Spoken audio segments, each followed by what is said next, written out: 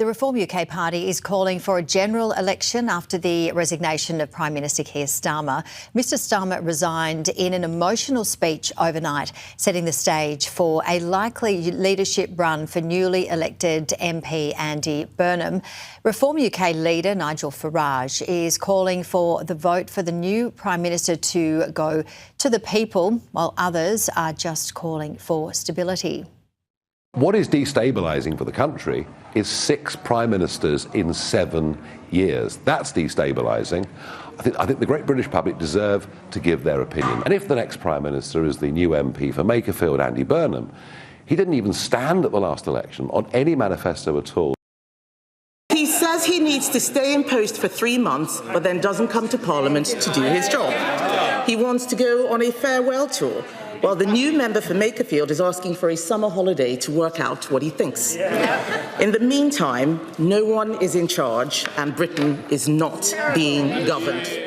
This extra chaos at the top of the government reminds us of the Conservatives, when there was chaos with Boris Johnson and Liz Truss and Rishi Sunak, and it didn't bring the change people wanted. So the challenge now to this Labour government, bring the change. And if you don't, then it must go to the people. Prime Minister Andy Burnham takes power in Downing Street, only to face an immediate cabinet crisis that threatens to unravel his brand new administration before it even begins. Welcome back to Britain Underneath, your home for the sharpest, unvarnished political analysis from across the United Kingdom. Before we dive into the total chaos currently unfolding behind the black door of number 10, please do take a second to hit that subscribe button. Supporting Britain Underneath keeps this channel independent, operational, and dedicated to digging out the raw truth behind the headlines. Nigel Farage, leader of Reform UK, thank you for joining us on GB News tonight. You're calling for a general election now. Is that because you're worried about a Burnham bounce? Well, if there's a Burnham bounce, he should call a general election now, because this is probably as good as it'll ever get for him. So no, look, he has said explicitly more than one time he wants to make the biggest change in politics in 40 years. That is not the 2024 Labour manifesto. This man has no mandate whatsoever. It's even dubious that he should be Prime Minister. And I say that because I think the public are sick of this game of musical chairs. Internal parties making their own decisions, the public not involved anywhere. Well, it's bad enough on the same government platform. If this is the most radical thing we've seen in 40 years, there must be an election. Are you worried about him? He won, of course, his by-election in Makerfield in a seat where Reform swept the board in the May locals with Reform UK candidates, heavily voted Brexit in 2016, and now they've got a guy who can beat Reform in your backyard. Vote Burnham, get Starmer out. Which is what you said in May. I said vote Reform against Starmer. I mean, that's why he won as convincingly as he did. I mean, fine, good for him. But does that change the overall picture? Well, I'm not sure it does. And clearly, looking at the cabinet, he's going for the north of England. He realises that under Starmer, the north of England was lost to Reform in a very dramatic way. And that's going to be the great pitch battle between our two parties. And that's a problem for you, isn't it? I mean, he's offering policies which are aiming the sort of so-called Makerfield test, whatever that is, policies that land with those constituencies in the north of England. Well, does he? Reindustrialisation. Really? Are you telling me, Mr Burnham, with the highest energy prices in the world, and you committed to net zero, that we're going to have reindustrialisation? Because I can promise you it isn't going to happen. He's taking money off the net zero budget today and spending on cutting the cost of travelling around by bus. Oh, please. Oh, please. Well, that's good news. Good news for your supporters. Bus fares are £3. The Tories put them to £2. Labour put them to £3. And now it's back to £2. You must support that, though, surely, for working people. It's Tweedledum and Tweedledee. It's the Uniparty playing a crazy game. At the end of the day, these are mere gestures. They are very small on the Richter scale of what is worrying people. And, you talk about today, dinghies have crossed the English Channel. I haven't heard Mr Burnham talk once, either in the Makerfield campaign or now, about what he's going to do to stop dangerous young men entering our country. And I suspect the answer is nothing. The ink was barely dry on Prime Minister Andy Burnham's official appointment at Buckingham Palace before the knives came out inside his own parliamentary party. Promising what he termed the biggest political and economic circuit breaker in 40 years, the former mayor of Greater Manchester entered office determined to purge the loyalists of his predecessor and assert absolute control. But instead of projecting authority, his rapid cabinet reshuffle has exposed deep, damaging fractures across the governing party. By clearing out senior frontbench figures and attempting to install his personal allies, the new Prime Minister hoped to signal a decisive shift towards regional devolution and public investment.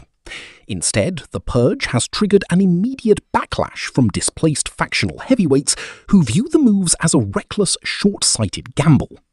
What was advertised as a masterclass in swift executive action has rapidly devolved into a messy political standoff.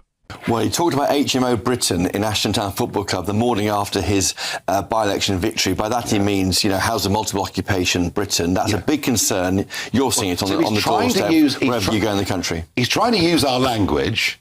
Well, what solutions is he offering? That's your worry. You've got a challenge here. You've got a PM who is literally talking your language in some areas. Yes, but under him the HMOs will go up, not down. Because he's clearing out the hotels. That's why. Well, fine, but arguably HMOs are worse because they're in a street near you. They're literally being put in the middle of residential areas. And that's not to even start on crime. There's not a week goes by we don't hear of a very serious court case of somebody who's entered illegally, who's committed murder, rape, you name it. We'll come to law and order in a second. You mentioned boats there. The trend, though, is down, isn't it? They're down by about a third. So surely you should welcome that, Nigel Farage. Whether two terrorists come in or one terrorist come in, I would suggest to you the situation is still... But it's getting better. The measures brought forward by Keir Starmer appear to be working on the trend of numbers. They're even seizing... they're seizing today, aren't they? It was revealed on GB News. They're seizing containers full of boats that haven't been used yet. It doesn't matter. It makes no difference. It makes no difference. If I'd said to you 6 years ago, only 25,000 young men in the first 9 months of this year, you'd have said, what are you talking about? I mean, the whole thing is unimaginable. If you value deep, uncompromising political breakdowns like this, take a moment to subscribe to Britain Underneath right now. It truly helps the channel stay alive and allows us to continue delivering these sharp perspectives directly to you. The fallout from this reshuffle goes far beyond hurt feelings on the backbenches. Key ministerial portfolios have been thrown into uncertainty at a moment when economic stability and public trust are already at an all-time low. Removing established key figures without a seamless transition plan has left several departments struggling for direction. Critics within his own ranks are openly questioning whether this administration possesses the discipline to govern effectively, or if it is destined to flounder in constant internal turmoil. It is definitely true. I remember vividly when Sajid Javid came back, I think, from an overseas holiday, and there was a crisis over a few hundred coming across, and now it is far greater. Tens of thousands. Shamara Mahmood is staying where she is. You must welcome that. She's the one person you seem to talk positively about in government. She has said some great things when she first took the job, but everything's being watered down.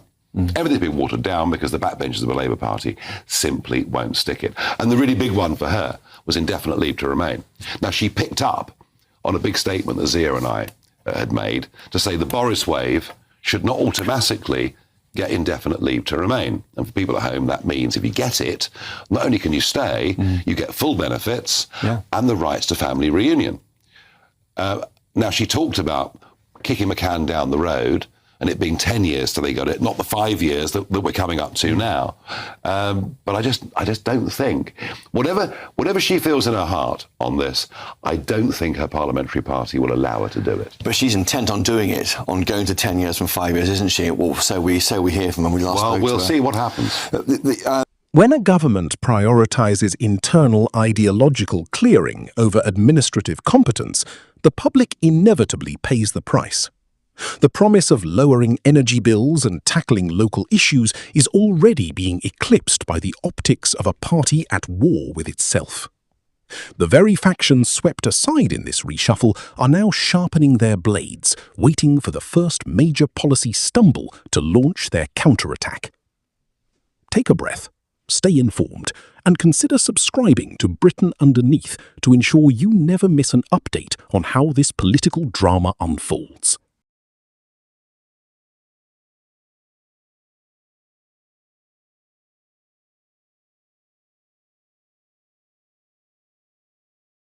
Just weeks prior, Healey had stepped down from defence over sharp disagreements regarding spending allocations.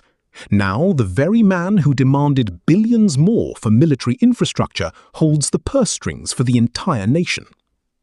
Moving Ed Miliband to the Foreign Office and bringing back seasoned figures like Angela Rayner to high-level duties signals a sharp manoeuvre toward progressive policies, but it also exposes deep ideological cracks that never truly healed. Instead of projecting authority, this dramatic reshuffle has triggered immediate alarm across the political spectrum. Opposition parties were extraordinarily quick to pounce on the turbulence. Nigel Farage and Reform UK immediately seized the narrative, declaring that Britain is being subjected to continuous leadership churn without the consent of the voting public. Pointing out that the country has now seen a staggering turnover of prime ministers in recent years, critics are openly questioning whether any unelected leader holds a genuine mandate to drastically overhaul national strategy mid-term. The immediate challenge facing the Prime Minister is whether he can contain the growing discontent within his parliamentary party, or if this initial misstep will define his entire premiership. In Westminster, momentum is everything, and losing control of the narrative in week one is a dangerous signal to allies and opponents alike. The coming days will reveal whether this reshuffle was a stroke of bold authority or the opening act of an avoidable political crisis. Thank you for watching Britain Underneath today. Please do hit that subscribe button, take a moment to absorb these updates, stay well informed, and join us again next time as we continue to uncover what is really happening beneath the surface of British politics.